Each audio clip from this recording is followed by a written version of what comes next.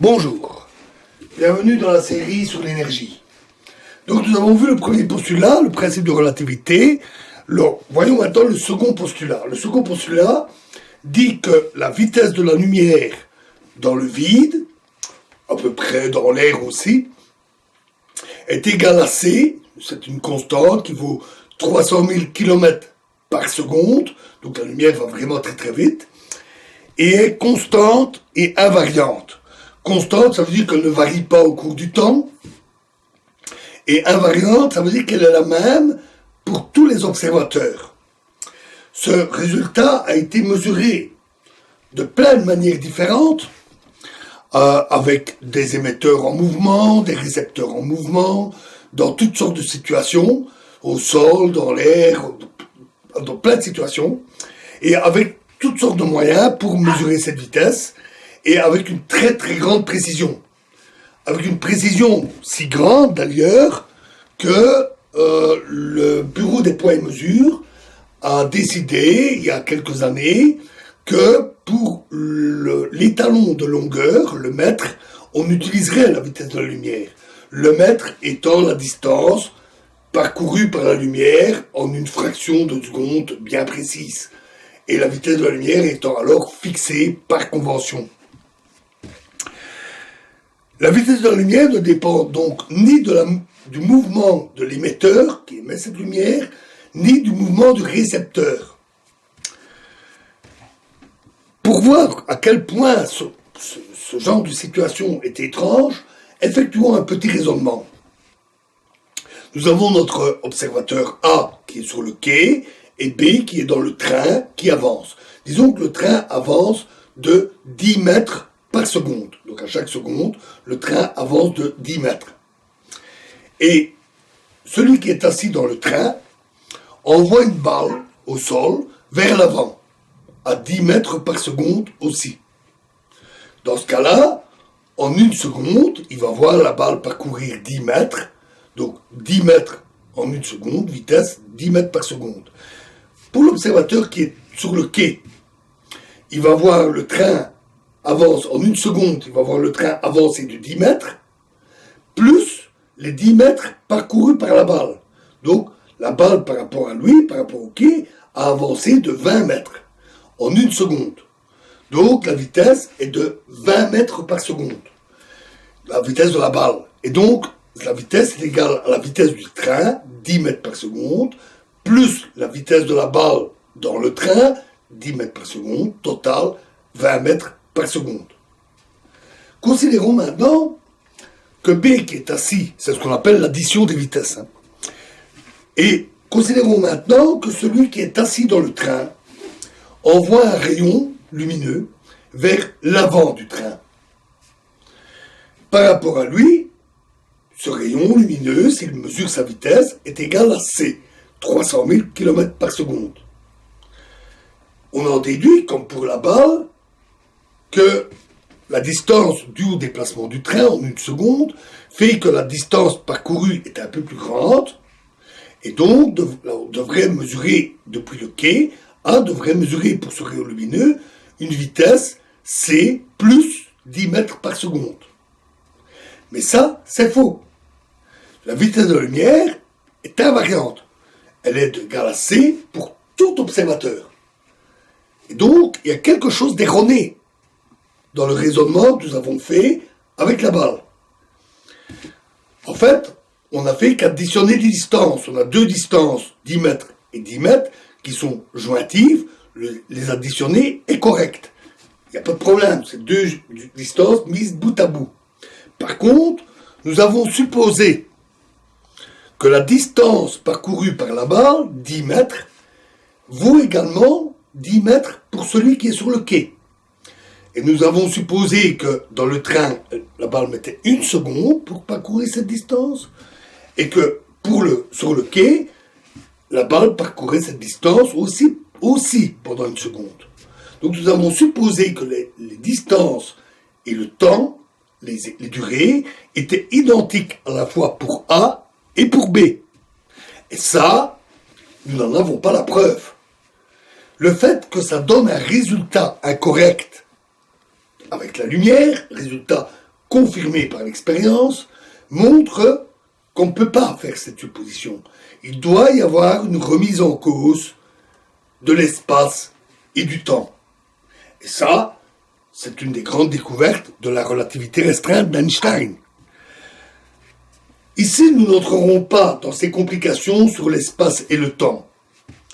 On va se concentrer sur l'énergie. Il n'empêche que l'espace et le temps ne se comportant pas tout à fait comme on s'y attend, et le fait aussi qu'on a des signaux qui ont une vitesse finie, la lumière par exemple 300 000 km par seconde, fait qu'il peut y avoir des difficultés pour faire des mesures en un autre point. Donc A est situé à l'origine de son repère, de son référentiel, en haut, comme on l'avait vu. On a un point P dans ce référentiel, mais il n'est pas au même endroit. Comment effectuer des mesures en ce point qui est au loin? Par exemple, cet événement P, à quel moment se produit-il? S'il était près de A, il n'y a pas de problème.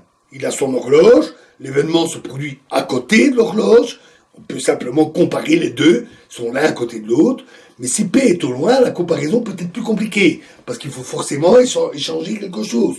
Ne fût-ce que regarder l'événement, et donc avec de la lumière qui se déplace à vitesse finie, pas infinie. Il faut donc établir des règles pour pouvoir faire cela. Ce n'est pas si difficile, mais il faut faire attention, parce qu'il faut respecter le principe de relativité, qui est un des deux postulats. Pour les positions, c'est pas trop compliqué.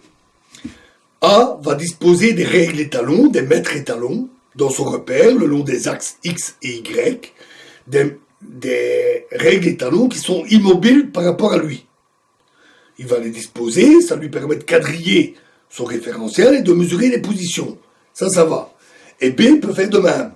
Il peut utiliser des règles étalons qui sont immobiles dans son référentiel et mesurer X', T' dans son référentiel. Chacun a son horloge. A a sa propre horloge, B a sa propre horloge. Jusqu'ici, pas de souci. On a deux référentiels, on leur donne des statuts équivalents. Comment fait-on pour faire la mesure en P? Eh bien, on peut parfaitement mettre une horloge qui est au niveau de P. On peut mettre une horloge qui est immobile par rapport à A, avec laquelle il peut mesurer le temps T. On peut mettre une horloge qui est immobile par rapport à B, une autre horloge, qui permet de mesurer T'. Oui, mais là, on a un souci, parce qu'on a des horloges en A, en B, donc en O, O', mais on a d'autres horloges en P. Il faut pouvoir les synchroniser pour pouvoir les comparer. Alors on va faire comme ceci. A et B ont chacun leur horloge. Ils les synchronisent, comme on l'a vu. Au moment où elles se croisent, ils disent, OK, on les règle ensemble. HA et HB vont être réglés ensemble. Ensuite, A va disposer dans son repère, dans son référentiel, tout un tas d'horloges, toutes celles dont il a besoin, dont une en P, des horloges qui sont immobiles par rapport à lui. Ce qu'il peut facilement vérifier, il a placé des règles étalons, des mètres étalons, et il peut vérifier que les coordonnées au point P, où il place une horloge, il peut vérifier que ces coordonnées ne varient pas au cours du temps. Donc, il n'y a pas de problème pour déterminer si quelque chose est immobile. Ensuite, il peut utiliser le second postulat. Il peut utiliser la lumière pour synchroniser cette horloge. Donc, l'horloge HA va envoyer un signal vers l'horloge qui est en P pour la synchroniser. Donc, HA indique le temps T et envoie un signal vers l'horloge qui est en P, l'horloge immobile par rapport à A. Évidemment, la lumière met un certain temps pour parcourir cette distance. Mais la distance, il la connaît, grâce à ses mètres étalons. Et il connaît la vitesse de la lumière. Elle est toujours la même, constante, invariante. Et elle vaut C. Et donc, le temps de parcours, c'est D divisé par C, la distance divisée par la vitesse. Et donc, quand le signal arrive ici, il sait qu'il doit régler l'horloge à T plus D sur C, le temps qu'a mis le signal pour arriver là. B peut faire de même avec des horloges immobiles dans son référentiel.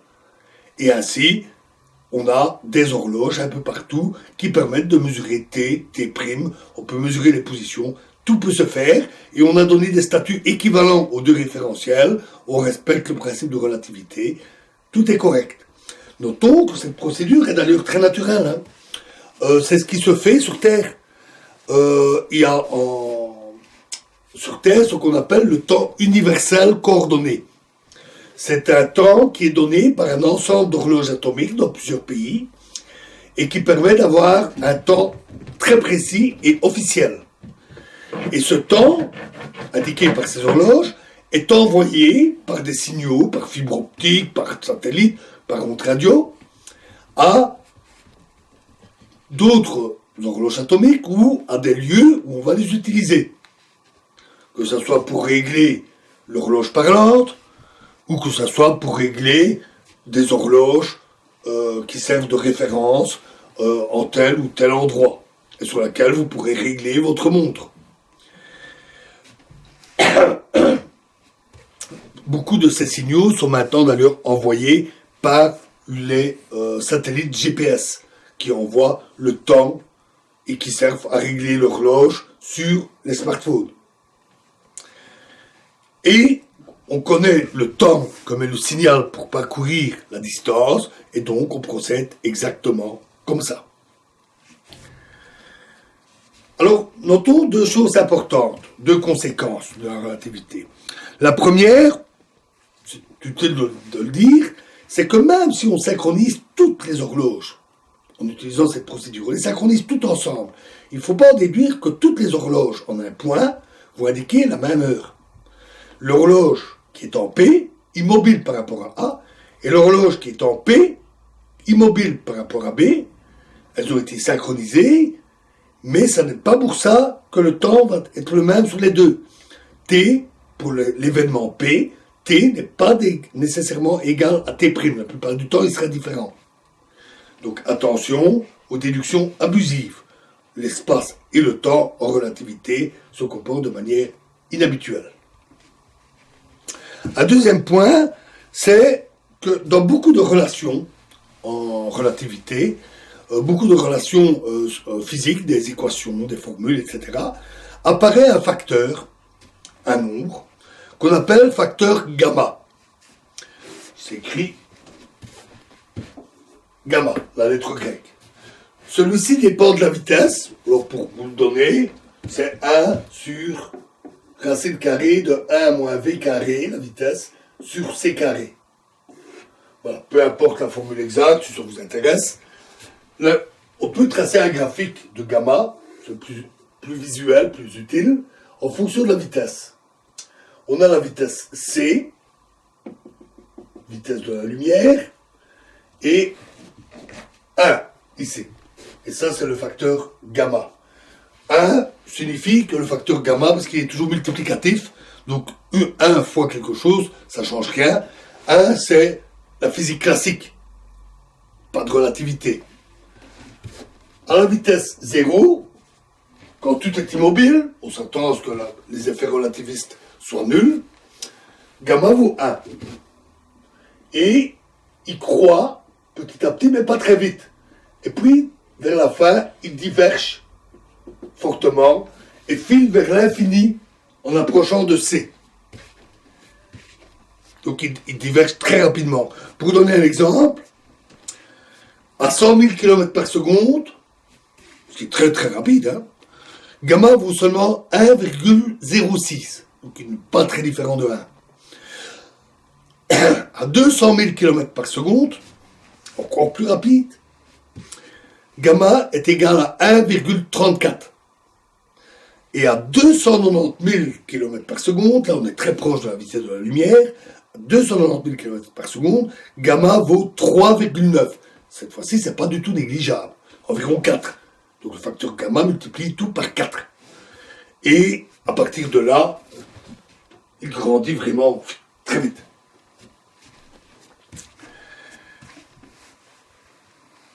Alors, passons à l'énergie. Alors, la relativité restreinte permet, à partir des postulats, simplement ces deux postulats, permettent d'effectuer toutes sortes de déductions et de trouver les formules qui s'appliquent à la physique. Ce n'est pas très compliqué, ça nécessite un peu de travail. Je ne vais pas évidemment donner ces déductions mathématiques ici, mais on le fait entièrement à partir de ces deux postulats. Et elle montre par exemple que pour un objet qui a une masse m donnée, une masse m, si cet objet est au repos, immobile, dans un référentiel donné, par exemple par rapport à moi, en repos devant moi, alors son énergie, qu'on appelle énergie propre, est égale à mc carré. C'est la fameuse formule connue de tout le monde, ne fût-ce que visuellement. On la retrouve même sur des t-shirts, formule de la relativité. E égale mc2, en fait mc au carré. Masse fois la vitesse de la lumière fois la vitesse de la lumière. Si l'objet est en mouvement, il a en plus une certaine énergie cinétique, et dans ce cas-là, en mouvement, son énergie est mc carré fois gamma. Gamma qui dépend de sa vitesse. Et donc voilà, le facteur gamma qui apparaît un peu partout. Notons que c carré est très grand, parce que la vitesse de la lumière c'est beaucoup, 300 000 km par seconde. Donc au carré, on obtient des nombres énormes, et donc l'énergie au repos est très très grande. Mais c'est une énergie qui n'est pas facile à mesurer, puisque on peut mesurer les différences d'énergie. On peut mesurer l'énergie de l'objet entre l'objet au repos et l'objet en mouvement. Par exemple, en le laissant percuter un mur, comme une voiture qui heurte un platane ou un mur. Mais mesurer l'énergie propre de l'objet, c'est pas évident. Dans la nature, par exemple pour un électron, l'énergie propre vaut 512 000 électronvolts, qu'on peut comparer à l'énergie d'un électron dans l'hydrogène. Vous vous rappelez, j'ai dit qu'il faut 13,6 électronvolts pour arracher l'électron à l'hydrogène. À comparer les 13,6 à 512 000. La différence est considérable. Dans la nature, on trouve de l'antimatière. Alors, qu'est-ce que c'est que l'antimatière? Mais l'antimatière, ce n'est pas bien sourcé. Ce sont des particules, comme les électrons, protons, neutrons, mais avec les charges qui sont opposées. Par exemple, la charge électrique est inversée.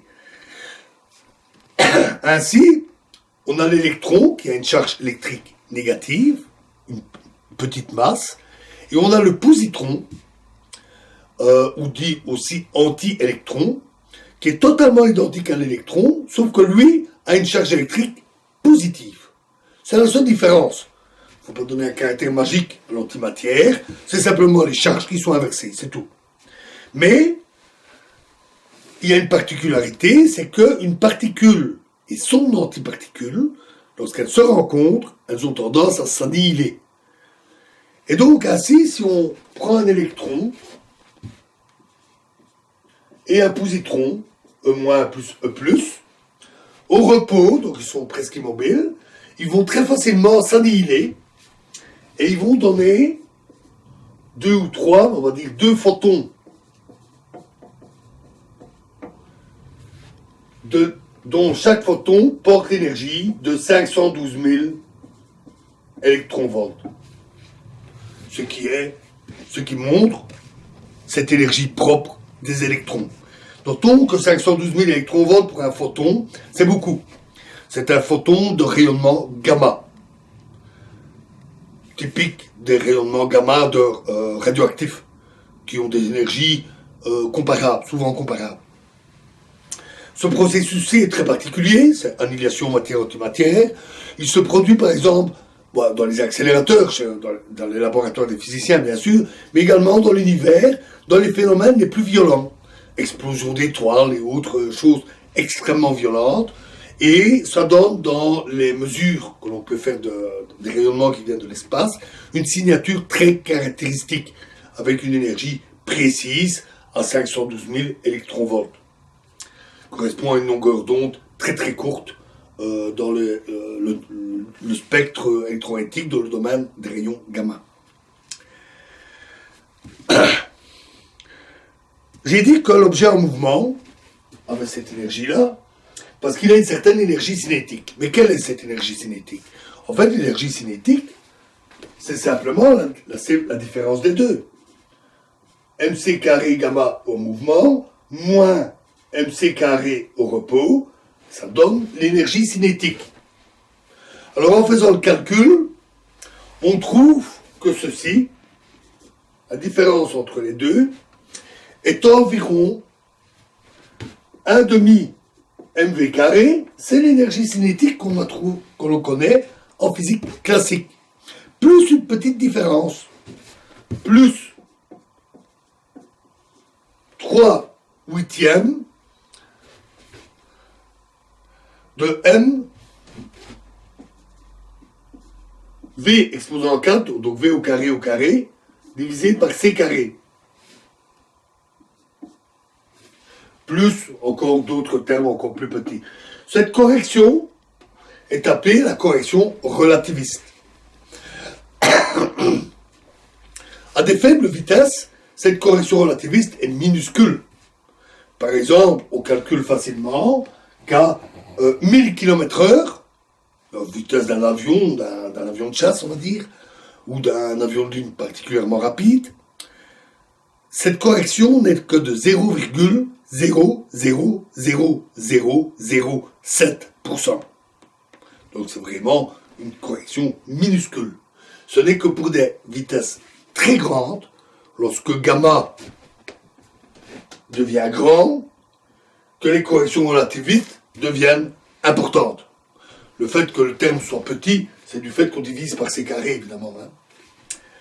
Et, par exemple, dans les grands accélérateurs de particules, comme le LHC, on accélère des protons à des vitesses très proches de la vitesse de la lumière. Là, on doit bien entendu tenir compte de ces corrections relativistes. On n'a pas le choix, elles sont très importantes.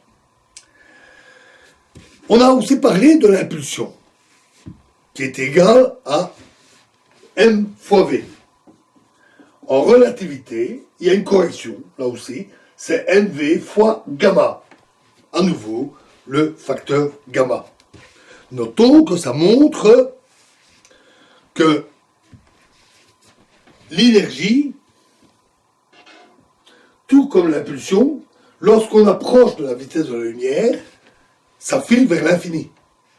Si on veut prendre un objet massif et l'accélérer pour qu'il aille à une vitesse proche de la vitesse de la lumière, on va devoir lui injecter une énergie et une impulsion énorme. Et à la limite infinie pour atteindre la vitesse de la lumière. Donc c'est une vitesse qui n'est pas atteignable pour des objets massifs. Alors, il existe une autre relation plus générale qui est donnée par la relativité, je peux vous la donner, c'est E carré égale M carré C4 plus P carré C carré. Vous n'êtes pas obligé de la retenir. Cette relation est plus générale, elle est valable dans toutes circonstances. Pour toutes les vitesses, y compris la vitesse de la lumière, y compris pour des objets sans masse. Prenons par exemple le photon. Le photon a une masse égale à 0. Problème, et il se déplace à la vitesse de la lumière, c'est le photon. Mais à la vitesse de la lumière, gamma vaut l'infini. Et donc les grandeurs ici, c'est 0 fois l'infini. C'est indéterminé. La formule est inutilisable. Mais on a l'autre formule. Et pour une masse égale à 0, pour le photon, on trouve que E est égal à l'impulsion fois la vitesse de la lumière. Et donc, on peut le vérifier. C'est assez facile, avec des techniques du type moulin, dans le vide, un moulin placé sur un pivot avec des frottements les plus faibles possibles, un rayon lumineux qui est envoyé dessus peut le faire tourner, on peut mesurer l'énergie du rayon lumineux et grâce au mouvement du moulin, mesurer son impulsion et on trouve bien cette relation. Alors ça ne nous donne pas l'énergie puisque, a priori, E et P sont deux grandeurs à mesurer ou deux grandeurs inconnues. Donc cette relation ne nous dit pas tout, mais pour un photon, je crois que je vous l'avais donné cette formule, c'est l'énergie est donnée par H fois nu.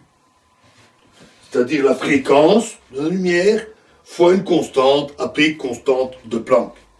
Ce qui permet d'avoir de l'énergie d'un photon. Et si on a son énergie, on a alors son impulsion. Il suffit de diviser ça par C. Voilà, pour tout ce que nous dit sur l'énergie, la relativité. Alors, ici, on n'a pas parlé du tout d'énergie potentielle, de choses de ce genre. On n'a fait qu'apporter des corrections. On a apporté une correction à l'énergie cinétique, par exemple. Donc, ça permet de corriger, dans le cadre de la relativité, ça permet de corriger ce que nous avons vu. Mais, nous n'avons pas parlé d'énergie potentielle et de systèmes liés, de systèmes composites. Et donc, dans la prochaine vidéo, nous aborderons le problème des systèmes composites. Je vous remercie.